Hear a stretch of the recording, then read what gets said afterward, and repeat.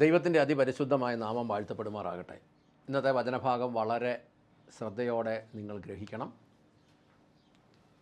തിരുവത്താഴം യോഗ്യമായിട്ട് നമ്മൾ എടുക്കുന്നു എങ്കിൽ, നമ്മൾ പങ്കെടുക്കുന്നു എങ്കിൽ അതൊരു സ്വർഗീയ ഔഷധമാണ്. എൻ്റെ വാക്ക് ശ്രദ്ധിക്കണം. തിരുവത്താഴം, നമുക്ക് ഒന്ന് രണ്ട് വാക്യങ്ങൾ വായിച്ചു പോകാം. എന്ത് ആണ് തിരുവത്താഴമെന്നോ അല്ലെങ്കിൽ ഇതെന്താകുമെന്നോ നമുക്കൊന്ന് ചിന്തിക്കാം. 1 കൊറിന്ത്യർ 11 അധ്യായത്തിൻ്റെ 29-30 വാക്യങ്ങൾ ഇങ്ങനെ വായിക്കുന്നു. ആരെങ്കിലും കർത്താവിൻ്റെ ശരീരത്തെ വിവേചിക്കാതെ തിന്നുകയോ കുടിക്കുകയോ ചെയ്താൽ അയാൾ തനിക്ക് തന്നെ ശിക്ഷാവിധി തിന്നുകയും കുടിക്കുകയും ചെയ്യുന്നു. ഇക്കാരണങ്ങളാൽ നിങ്ങളിൽ പലരും ബലഹീനരും രോഗികളുമായിരിക്കുന്നു, ചിലർ നിദ്ര പ്രാപിക്കുകയും ചെയ്തിരിക്കുന്നു. അതായത് കർത്താവിൻ്റെ ശരീരത്തെ വിവേചിക്കാതെ തിന്നുകയോ കുടിക്കുകയോ ചെയ്താൽ പലരും ബലഹീനരും രോഗികളുമായിരിക്കുന്നു, ചിലർ നിദ്ര പ്രാപിക്കുകയും ചെയ്തിരിക്കുന്നു. ഇനി ഇങ്ങനെ നോക്കുമ്പോൾ കർത്താവിൻ്റെ ശരീരം എന്താണെന്ന് ആദ്യം നമ്മൾ വചനത്തിൽ കൂടെ തന്നെ നോക്കിയാൽ, എഫേസ്യ ലേഖനം 1:23 അത് വാക്യം. അതിങ്ങനെ എഴുതിയിരിക്കുന്നു: എല്ലാറ്റിനെയും എല്ലാവിധത്തിലും നിറയ്ക്കുന്ന സമ്പൂർണതയായ ക്രിസ്തുവിൻ്റെ ശരീരമത്രേ സഭ. അപ്പോൾ കർത്താവിൻ്റെ ശരീരത്തെ വിവേചിക്കാതെ എന്ന് പറഞ്ഞപ്പോൾ ശരീരം എന്താണെന്ന് ഇവിടെ എഴുതിയേക്കുന്നു: എല്ലാറ്റിനെയും എല്ലാവിധത്തിലും നിറയ്ക്കുന്ന സമ്പൂർണമായ ക്രിസ്തുവിൻ്റെ ശരീരമാണ് സഭ. കൊളോസ്യ ലേഖനം 1:18 വാക്യത്തിൽ ഇങ്ങനെ എഴുതിയിരിക്കുന്നു: അവിടുന്ന് സഭ എന്ന ശരീരത്തിൻ്റെ ശിരസ്സാകുന്നു, സകലത്തിലും തനിക്ക് പ്രഥമസ്ഥാനം ലഭിക്കേണ്ടതിന് അവിടുന്ന് ആരംഭവും മരിച്ചവരിൽ നിന്ന് ആദ്യജാതനുമാകുന്നു. കർത്താവിൻ്റെ ശരീരം എന്താണ് എന്ന് ചോദിച്ചാൽ അത് സഭയാണെന്നും സഭയുടെ തലയാണ് ക്രിസ്തു എന്നും ഒക്കെയാണ് നമ്മൾ വായിക്കുന്നത്. ഇതൊരു ചിന്ത. ഇനി ഇതിൻ്റെ രണ്ടാമത്തെ ഭാഗം എന്ന് പറയുന്നത്, കൊറിന്ത്യ ലേഖനം പറയുന്നത് കാൽവരിയിൽ തകർക്കപ്പെട്ട യേശുവിൻ്റെ ശരീരവും രക്തവും തന്നെയാണ് തിരുവത്താഴത്തിൽ നമ്മൾ പങ്കുവെക്കുന്നതെന്നാണ് നമ്മൾ മനസ്സിലാക്കുമ്പോൾ അങ്ങനെ തന്നെ അത് മനസ്സിലാക്കണ്ടേ. ഇനി ഇത് തിരുവത്താഴം സത്യത്തിൽ എന്താണ് എന്ന് നമ്മൾ മനസ്സിലാക്കണം. അത് നമുക്ക് കൃത്യമായിട്ട് മനസ്സിലാക്കണേ. നമ്മൾ ഉൽപ്പത്തി പുസ്തകത്തിലോട്ടാണ് അത് കൂടുതലും ചിന്തിക്കേണ്ടത്. ഉൽപ്പത്തി പുസ്തകം 2 അധ്യായത്തിൻ്റെ 16-17 വാക്യങ്ങളിൽ യഹോവയായ ദൈവം അവനോട്, നിനക്ക് തോട്ടത്തിലെ ഏത് വൃക്ഷത്തിൻ്റെ ഫലവും ഇഷ്ടം പോലെ തിന്നാം, എന്നാൽ നന്മ തിന്മകളെക്കുറിച്ചുള്ള അറിവിൻ്റെ വൃക്ഷത്തിൻ്റെ ഫലം തിന്നരുത്, തിന്നുന്ന നാളിൽ നീ മരിക്കും നിശ്ചയം എന്ന് കൽപ്പിച്ചു.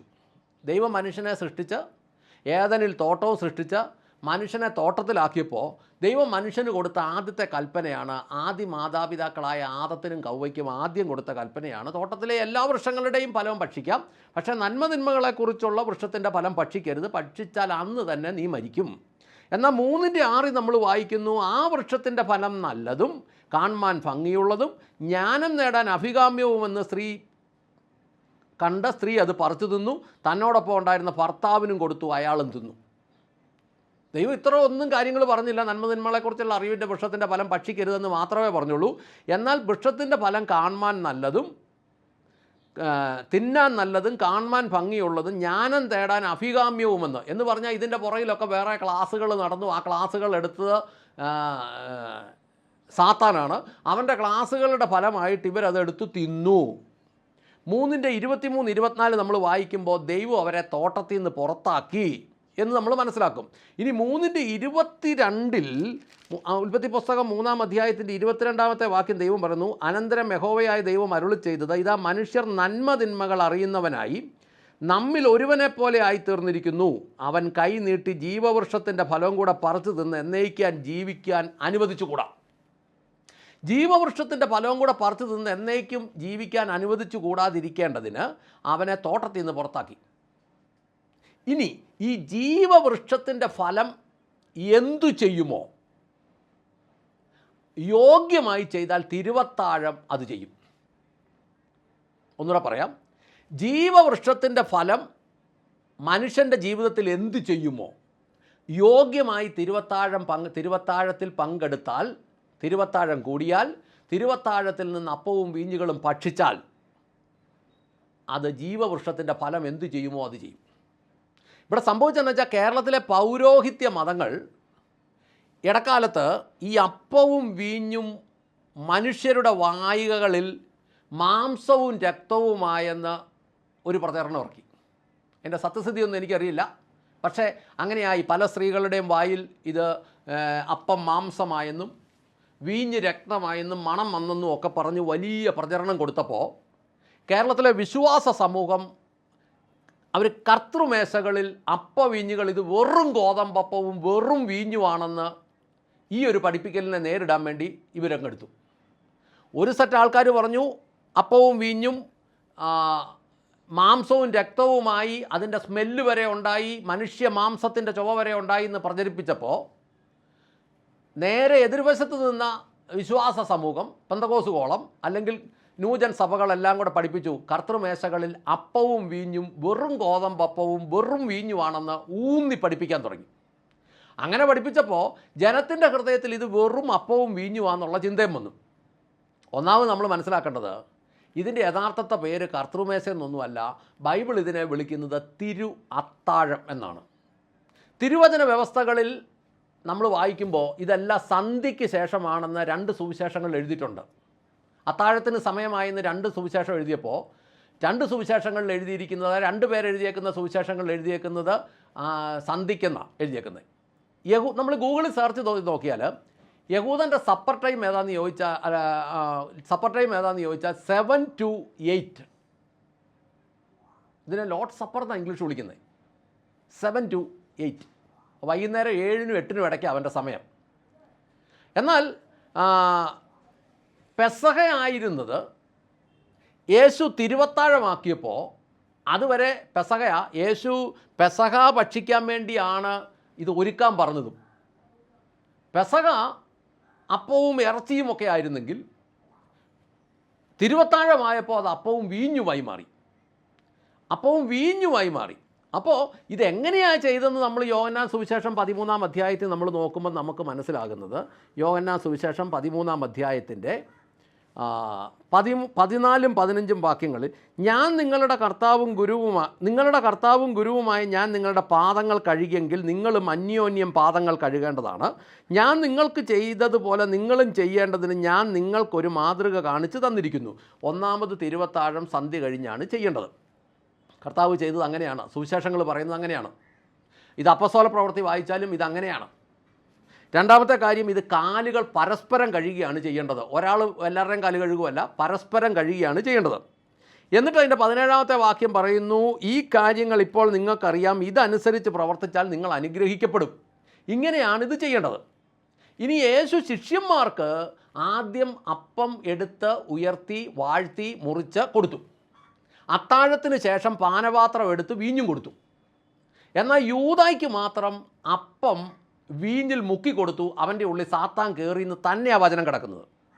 അതായത് ഒന്നാമത് ഈ തിരുവത്താഴം രാവിലെ 6 മണിക്കോ 8 മണിക്കോ ഉച്ചയ്ക്കോ ഒന്നും കൊടുത്താൽ അത് തിരുവത്താഴമാവില്ല. ഇതിനെ ബ്രേക്ക്ഫാസ്റ്റോ ഡിന്നറോ ഒന്നും ആക്കിയ, അല്ലെങ്കിൽ ഉച്ചയൂണോ ഒന്നും ആക്കിയ കാര്യം നടക്കുകയില്ല. ഇത് ചെയ്യേണ്ട സമയത്ത് ചെയ്യേണ്ടതുപോലെ ചെയ്താൽ മാത്രമേ ഇത് അനുഗ്രഹമാവുള്ളൂ. അപ്പോൾ അങ്ങനെ ചെയ്യേണ്ട സമയത്ത്, വൈകുന്നേരം സന്ധ്യയ്ക്ക് അത്താഴ സമയത്ത് ഇത് ചെയ്യേണ്ടതുപോലെ പരസ്പരം കാലുകൾ കഴുകി കൊടുക്കേണ്ടതുപോലെ തിരുവത്താഴം കൊടുത്താൽ അത് ഒരു മനുഷ്യൻ്റെ ഉള്ളിൽ ചെല്ലുമ്പോൾ യേശുവിൻ്റെ മാംസവും രക്തവും ഒരു മനുഷ്യൻ്റെ ശരീരത്തിൽ എന്തു ചെയ്യണമോ എന്ന് പറഞ്ഞാൽ, ജീവവൃക്ഷത്തിൻ്റെ ഫലം ഒരു മനുഷ്യൻ കഴിച്ചാൽ എന്തു സംഭവിക്കുമോ അത് അവൻ്റെ ഉള്ളിൽ നടക്കും എന്ന് പറഞ്ഞാൽ, അവൻ്റെ ഉള്ളിലുള്ള സാത്താൻ്റെ വിഷം, ഈ സാത്താന്യ ഫലം, നന്മതിന്മകളെക്കുറിച്ചുള്ള അറിവിൻ്റെ വൃക്ഷത്തിൻ്റെ ഫലം കഴിച്ചതിൻ്റെ പേരിലുള്ള വിഷം അത് നശിപ്പിച്ച് കളയും. യോഗ്യമായിട്ട് തിരുവത്താഴം ചെന്നാൽ ഉള്ളിലുള്ള പൈശാചിക ബന്ധനങ്ങൾ തകരും. ആഭിചാരമോ കൈവശമോ അതുപോലെയുള്ള എന്തുണ്ടെങ്കിലും അത് തകർന്നു പോകും. അക്ഷരികമായി ഞങ്ങളത് കണ്ടിട്ടുണ്ട്. അതുകൊണ്ട് ഈ പുളിപ്പിച്ച, സാധാരണ സഭകളിലെല്ലാം ഇപ്പോൾ എന്നാന്ന് ചോദിച്ചാൽ ഈ പുളിപ്പിച്ച ബ്രെഡിൻ്റെ പുറത്തെ ആ മൊരിഞ്ഞ ഭാഗം പറിച്ച് കളയും. പുളിച്ച അപ്പം അല്ല ഇതിന് ഉപയോഗിക്കുന്നത്. ഇതിനു വേണ്ടി തന്നെ സെപ്പറേറ്റ് ഉണ്ടാക്കണം.